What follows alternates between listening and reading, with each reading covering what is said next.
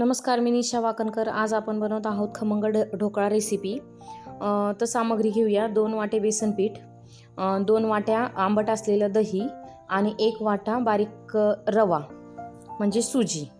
हे सगळं 7 ते 8 तास भिजलं पाहिजे, म्हणजे ते व्यवस्थित फर्मेंट होतं. जर तुम्हाला दुसऱ्या दिवशी सकाळी बनवायचं असेल तर आदल्या दिवशी रात्रीच तुम्ही भिजू घाला, म्हणजे सकाळी एकदम व्यवस्थित फर्मेंट होतं. व्हिडिओ आवडल्यास लाईक, शेअर, सबस्क्राईब करायला विसरू नका नक्की. तर हे सकाळी मी बघितलंय उघडून, एकदम मस्त फर्मेंट झालेलं आहे. इडली बॅटर कसं असतं तसं. 1 चम्मच हळद, 1 चम्मच मीठ आणि 1 चम्मच बेकिंग सोडा, 2 पळ्या ऑइल. तर हे सगळं व्यवस्थित मिक्स करूया. मी 1 चम्मच बेकिंग सोडा टाकते. बेकिंग सोडा ऑप्शनल नाही आहे, टाकावंच लागेल, त्याच्याशिवाय सॉफ्ट ढोकळा होणार नाही. ही मी परात म्हणजे ताट, ह्याला ऑइल लावून घेते.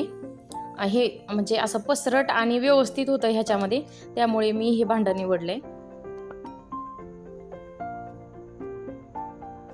व्यवस्थित डीप करून घ्या. हे आधीच मी हे ठेवलं होतं, पाणी झाकून ठेवलं होतं गॅसवर.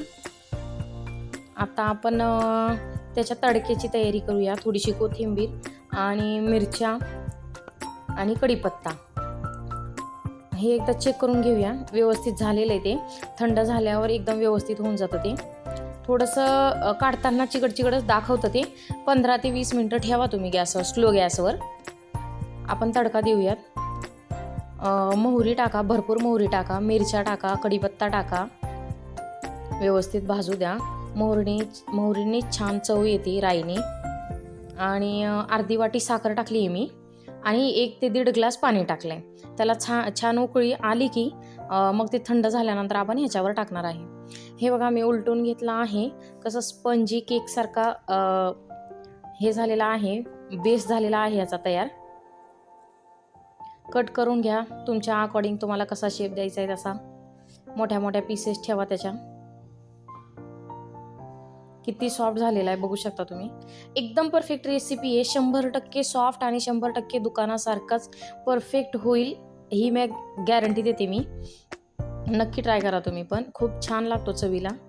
पोरांना नवीन नवीन गोष्टी लागतच असतात, त्यामुळे काहीतरी वेगळं. खूप छान पीसेस पडलेले आणि माझ्या घरामध्ये सगळ्यांनाच आवडतं,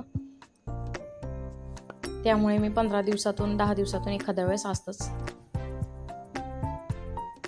खूप छान टेस्ट झालेली आहे. नक्की ट्राय करून बघा.